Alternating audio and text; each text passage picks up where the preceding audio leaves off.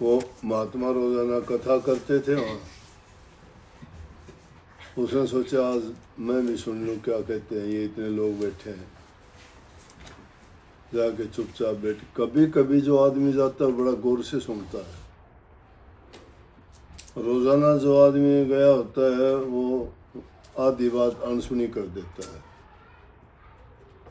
नया आदमी तो देखना चाहता है नहीं क्या बोलता है, क्या कहता है, क्यों इतने लोग इसके पास आते हैं, हजारों सवाल दिमाग में होते हैं। और जो आदमी आते आते पुराना हो जाता है ना, उसकी वो रुचि नहीं रहती फिर। अगर वो रुचि रहे तो क्या कहना। जैसी रुचि सत्संगी बनने में शुरू में होती है, और वैसी अगर आखिर तक वो निभा दे ना, बड़ी ऊंची बात। कही है कबीर साहब ने कि जैसी पहली लगे और उसी निभा दे ओढ़, अपनी तो क्या गिने वो तारा पुरस्कार ओढ़। कि जैसी लगन शुरू में लगती है, वो लगन इंसान की अगर लगी रहे, ओढ़ निभाने का मतलब अंत तक अगर वो लगी रहे, तो कभी ये सोचते हो कि उसका उद्धार होगा ना, वो आदमी लाखों दूसरे पुरुषों को भी तैरने वाला बन जाता है। तो इसलिए जो लगन शुरू में होती है हमारी, धीरे धीरे करके वो धीमी पड़ जाती है, फिर बिल्कुल कम हो जाती है, रुचि नहीं रहती।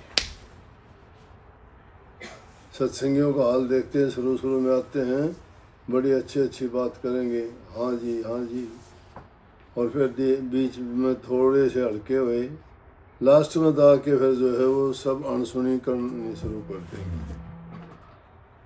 फिर तो वो उन बातों पर कोई तवज्जो नहीं देंगे, ध्यान नहीं देंगे, उनका और बातों में ध्यान हो जाएगा। वो नई गई थी, कथा में प्रकरण चल रहा था, महात्मा जी कहने लग रहे सत्संगियों को कि भाई सच्ची भक्ति करने वाला इंसान अगर पूरी श्रद्धा और यकीन के साथ अगर वो भक्ति करता है ना, तो वो तो आदमी तैरना क्यों होता, वो तो पानी के ऊपर भी चल लेगा, वो तो पानी के ऊपर भी चल लेगा, उसमें पानी में डूबेगा नहीं। गुजरी ने सुनी बात। वो रोजाना नदी पार करने के लिए आती थी, तो नाव और किश्ती में बैठ के आती, उसको 2 पैसे देने पड़ते किराए के। उसने सोचा भाई महात्मा ने आज तो बहुत अच्छी बात बताई, ऐसा वो कौन सा नाम से मैं भी नाम ले लूं, जिसका नाम के लेने से अगर इतना अच्छा हो जाता है और कुछ भी नहीं लगता, तो हम जो है वो नाम में ले लें, फिर 2 पैसे बचेंगे हमारे, देने नहीं पड़ेंगे।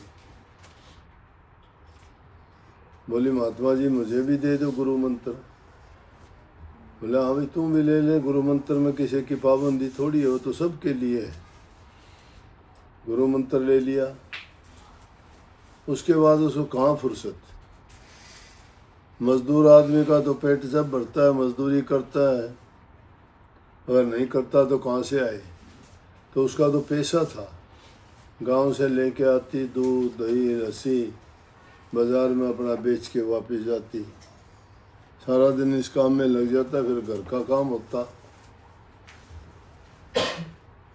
लेकिन उसके साथ साथ उसको ये विश्वास हो गया पक्का कि जब गुरुजी ने ये बताया था कि भाई जो आदमी पूरे निश्चय और विश्वास के साथ अगर प्रभु की भक्ति करता है, इस मंत्र का जाप करता है, तो पानी पर भी चल पड़ेगा, पानी पर भी निकल जाएगा, उसको किश्ती नाव की भी जरूरत को नहीं पड़े। उसने भी उसका पूरा यकीन रखा और नाम का बड़ा सुमरण कराया। काम करते करते भी नाम, सोते उठते भी नाम, जागते खाते पीते भी नाम। और संतों ने यो बताया से कि नाम की ये महिमा है कि जितना नाम का सुमरण करोगे उतना ही अच्छा होता जाएगा। नानक साहब ने लिखा है कि उठत बैठत सोवत जागत नाम, कहे नानक सद भय तिसके काम। जो उठते बैठते चलते फिरते सोते जागते नाम को का सिमरण करता है, रियाज करता है, तो उसके सारे कार्य सिद्ध होते हैं। तो धीरे धीरे करके उसका वो काम हो गया। उसका यकीन पक्का था, वो दूध वो लेके जाती तो अब नाव में नहीं बैठती थी, पानी के ऊपर चल के जाती।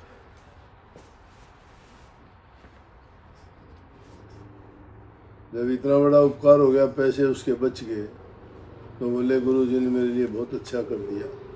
मेरा तो रोज़ाना खर्चा लगता था, एक दिन मैं भी गुरुजी को अपने घर बुलाऊं, भंडारा दूं।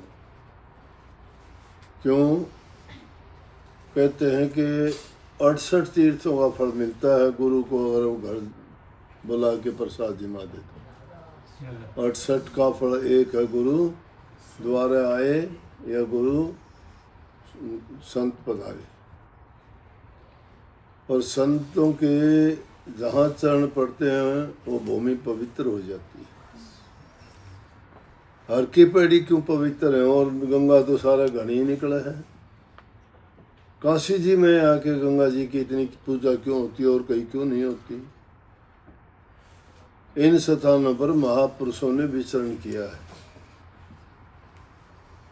हर की पेड़ी बोल रहे हैं कि श्री रामचंद्र जी ने स्नान किया था, हर की पेड़ी होगी। हर परमात्मा ने कहे हैं वहाँ स्नान करने का पुण्य मानते हैं। काशी जी में अपने हिंदुस्तान के पुराने ज़माने के जितने राजा महाराजा हुए हैं, सब के अपने अपने वो स्थान बने हुए हैं वहाँ गंगा जी के किनारे। हरिश्चंद्र जैसे धर्मात्मा जो राजा हुए, सत्यवादी, उन्होंने जिस शमशान घाटों काम करा था वो आज भी 24 घंटे उसमें अग्नि नहीं बुझती, चलती रहे, मुर्दे जलते हैं उसमें। वो सारे गंगा जी के किनारे। तो जो भूमि पवित्र होती है उसमें पवित्र काम होते हैं, और अपवित्र भूमि होती है ना, वहाँ उल्टे सीधे काम होते हैं। उनमें जैसे पशु मारे जाते हैं, हत्थे खोल दिए जाते हैं ना, जहाँ बकरे काटे जाते हैं, भेड़ काटी जाती हैं, गाय भैंस काटी जाती हैं, वो बुच्चड़ खाने हैं। वो भूमि उससे बुरी और क्या होगी जहाँ जीव की हिंसा की जाती है। और जिस तरह मंदिर जहाँ बने हुए हैं, मस्जिद बनी, गुरुद्वारे बने हैं, वो भूमि बहुत पवित्र है, क्योंकि वहाँ भक्त लोग, प्रभु में विश्वास करने वाले, वहाँ वो लोग जाते हैं। और जैसा जहाँ का हालात होती है वैसा ही वहाँ का वायुमंडल भी बन जाता है। पवित्र जगह में जाओगे, तुम्हारे देखने से विचार बदल जाएंगे। मंदिर मस्जिद के आगे से गुजरोगे ना, चाहे तुम शराब पीते हो, मांस मछली खाते हो, फिर भी आपका मत्था झुक जाएगा। अनजाने में भी जो अनजान आदमी होगा, शराबियों को भी देख लेना, शराब के नशे में धुत होंगे, और उनको कह दे जब वो जाएगा तो उसको पता लग गया मंदिर है, तो भी उसके सामने मुद्दा पड़ जाएगा। नशे की हालत में भी वो उस चीज़ को नहीं बोलता है। तो ये चीज़ें पवित्र होती हैं। तो संतों का मिलना, आना और पधारना बड़ा पवित्र होता है। तो उसने सोचा भाई गुरुजी ने इतना मेरा उपकार किया है, कम से कम एक दिन घर बुला के उन्हें भोजन खिलाऊं और दान दक्षिणा दूं। टाइम निकाल के गई, जाके कहने लगे गुरुजी मेरे घर भी पधारो किसी दिन, भोजन प्रसाद लो और घर को पवित्र करो, दर्शन दो। गुरु जी ने कहा अच्छा भाई चल लांगे, दिन बता दिया, उस दिन आ जाइए। वो उसकी तैयारी करके और आगे बोली जी चलो, लेके जाने लगी। नदी के किनारे जाके गए तो गुरु जी ने तो धोती संभालनी शुरू कर दी ऊपर। बोला जी गुरु जी क्या करते हो? बोला धोती ऊपर कर लो। बोला नाव में बैठ लो। मेरा नाव का क्या करना है? मेरा क्यों? मेरा आपने बता रखी पानी के ऊपर से चले जाना। मेरा मन तो ऐसा मंत्र दिया था मैं पानी के ऊपर जाती हूँ। मेरा आ जाओ। हाथ पकड़ के वो धोती संभाल लग गया। बोला कि पंडित जी भीतर ना आइयो। बोला क्यों? मेरा आप डूबोगे। मेरा यह के बात। मेरा आपका विश्वास नहीं है, मेरा तो विश्वास है। देखो पानी पर चल के जाऊँगा तो पानी पर ठप ठप कर दिया, अपना पल्ले पार होगी, फट देगी। इसीलिए वह खाली रहे वेद के वक्ता, और कहन सुन दिन बीता, हरि सच्चे दिल के मीता। प्रभु जो है वो सच्चे दिल के मीत हैं।